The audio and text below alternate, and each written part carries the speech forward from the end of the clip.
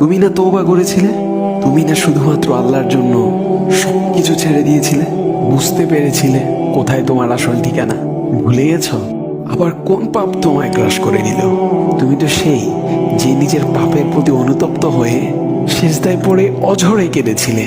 তাহলে আবার কেন দুনিয়ার ধোকায় পড়ে গেলে? কেন ভুলে গেলে কোথায় তোমার আসল গন্তব্য? তুমি কি হার মেনে নিয়েছো নফসের কাছে? তুমি এত দুর্বল, ভুলে গেছো তুমি কার বান্দা? কে তোমার রব? তোমার রব তো সর্বশক্তিমান। সর্বশক্তিমানের বান্দা আবার কখনো দুর্বল হয় নাকি? মৃত্যু পর্যন্ত লড়ে যাও তুমি। শয়তানকে দেখিয়ে দাও তোমার ইমানের পাওয়ার।